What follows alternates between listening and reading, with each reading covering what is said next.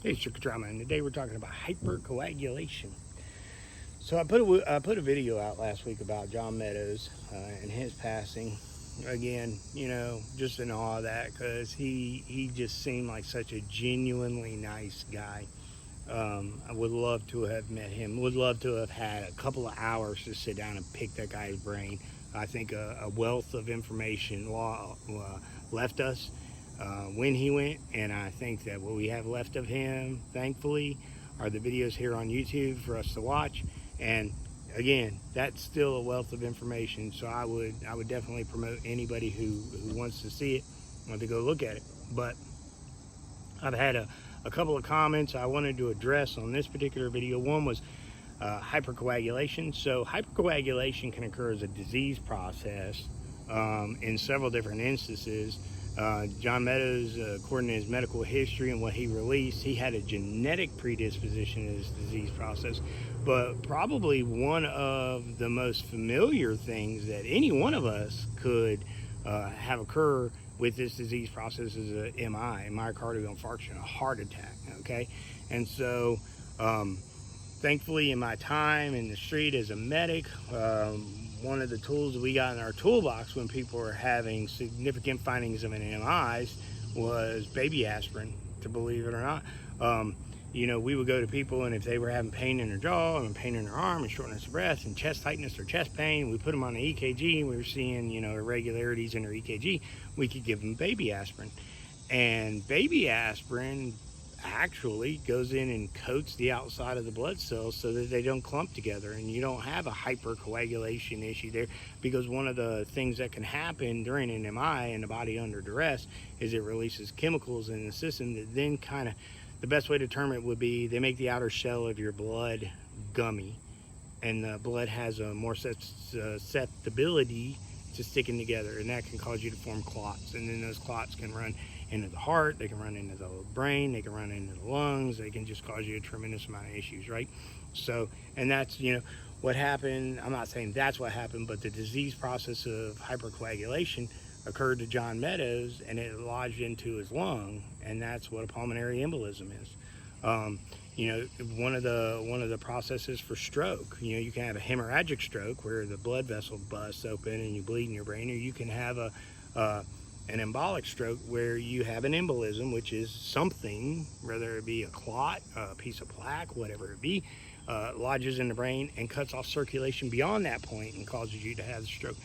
So hypercoagulation is not an uncommon thing in the body when the body is under duress or stress. And again, John Meadows said he had a genetic predisposition. He had a genetic process that would cause hypercoagulation. Not seeing anything out there that said what his medication list was, but John Meadows was a smart guy. And, you would have every reason to believe that John Meadows worked together with his physicians to come up with what they thought was best treatment plan, the best medications, and the best things to do to preclude hypercoagulation from being an issue for him in the future. Again, guy was a smart guy. So I've dealt with hypercoagulation in a severe extent in one patient who I saw multiple times while I was on the ambulance, and he was a physician who actually contracted a disease process that caused him to leak plasma. And he would leak plasma everywhere. I mean, you would go to this guy and he would have a sheen on his skin of where his plasma was just leaking out through his arms and his chest and his face and everywhere. And he would have like this yellowy tinge to him from the plasma just leaking through his skin. And he even told me at one point in time he knew the exact surgery that he had done on an individual that caused him to contract this particular disease process. And so when we would go to this doc, he would be in pretty bad state because he would wait to give us a call, and then he would need to go to the hospital. And one of the things that we could do for him was to start an IV and start giving him tons of fluid to try to thin as much of that out as we could and put volume back into his veins and arteries so that the blood in his veins and arteries had plenty of carrier substance in there. Now, plasma's not nearly as good, saline's not nearly as good as plasma, but in the absence of one, the other will do. his issue wasn't a lack of blood cells, it was a lack of carrier fluid for the blood cells. So I would start an IV, and he would tell me every single time, hey man, you're putting yourself at risk. If you stick me with that needle and then you accidentally stick your finger in 10 to 15 years, you're going to regret it, because you're going to come down with the same disease. But that's what we're there to do. We're there to help, right? So I would give him the IVs, and believe it or not, I would give him like 2 liters of fluid. And giving somebody 2 liters of fluid on the way to the hospital who's not had a traumatic injury is that's a lot of fluid. But you would watch him and he would improve, and he would get better and better and better. And his hypercoagulation issue actually caused him to lose sensation and dexterity in his fingers and his toes, and ultimately it was what his undoing. Ultimately it did lead to his death. So, you know, hypercoagulation as a process in the body and a disease process is a known entity. Now, the video that I made last week, there were several individuals who came on that video and made speculations and conjecture statements about, you know, that John Meadows had contracted a particular disease or gotten a particular jab that would have caused this pulmonary embolism. And that, I've not seen anything that would say that would be the case, all right? The only person in the bodybuilding arena that I know of who's come out and said anything to that effect would be Guy Cisterino. You can go here on YouTube and watch his interviews and videos where he talks about that. He, post-disease process, actually had some issues with a calf muscle, thought he had torn a calf muscle, and ultimately found out he had a clot lodged in his calf. And that is the only bodybuilding, you know, person that I know of who has said that disease process did end up with him having a clot. Now, that being said, you know, I have a friend who's a pathologist who releases pathology reports redacted, so you don't know the patient information, so people can read about postmortems to do with this particular disease process. And every postmortem that I've read, and I'm kind of geeky about that stuff, I read them, every postmortem that I've read so far, there were clots. There was hypercoagulation involved in this particular disease process, and irregardless of your age, or your sex, or, you know, your race, or any of that stuff, hypercoagulation was found post-mortem in these particular individuals. Now, they all suffered the disease process. I haven't seen a post-mortem of a fatality, well, obviously if post-mortem they'd be fatality, that has to do strictly with the jab, okay? Haven't seen it.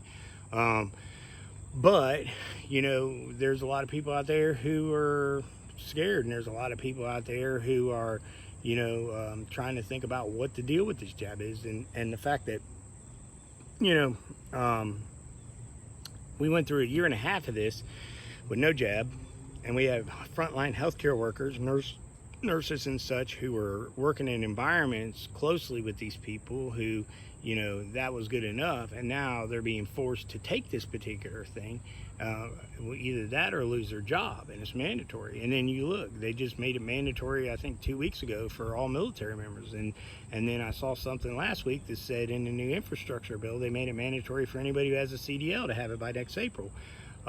You know, I just wonder what the case with that is. I'm like anybody else. I have speculations, you know. I wonder what the case with that is, because they do have some known facts about that particular issue, which is, you know, even if you get the jab, if you want to call it that, you can still contract the disease.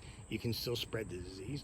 It has a 99.7% survival rate. So, you know, the other jabs that have been known in history to be extraordinarily effective at the elimination of diseases had much higher fatality rates. So I don't understand why they're making such a hard push to make this mandatory for everybody, when that disease process is not, you know, overwhelmingly fatal, and not nearly as effective as what I think it should be for it to be as hard of a push for it as it is. And, you know, I have my own theories, but it is what it is. So the comments that were made on the John Meadows video, I didn't clear. If you guys don't know, every comment you make on a video of mine, I have to clear it before everybody can see it. And so I didn't clear them, because that wasn't a time or place to have that conversation. But I will allow on this video, if you have a theory about that particular issue, not regarding John Meadows, but if you have a theory on that particular issue, I'll clear it, as long as you're not making an accusation towards any one individual. to be seen in the comments below. All right, and I would like to hear what your guys' theories are on that. But again, you know, if somebody has something that says that John Meadows is directly linked to that particular issue, if you'll put the link in the comments and I can view it and read it, and it's not from some, you know, wackadoodle source, I'll clear the other ones on the John Meadows video to be watched. But you know, there's a time and a place for all those discussions, and a video that was honoring a man who, you know, put a lot of effort into helping others, I didn't feel like was the time or the place to have that issue cleared. So again, if you guys want to put comments below about why you believe now this is mandatory for so many different groups, and I'm still waiting. You know, I work in a government entity, and I'm waiting to see if, you know, ultimately that kind of keeps filtering its way down, and ultimately they try to make it mandatory for the government entity that I work with. And then, you know, a lot of people will have to make decisions about different things. But, you know, if you want to make a comment about it, this is one video where I'll entertain putting that comment again, as long as it's not an accusation towards any one particular individual. All right? So feel free. I'd be interested to read all your comments and see what your views on it are. All right? So I'm Trick or Trauma. You guys have a good day.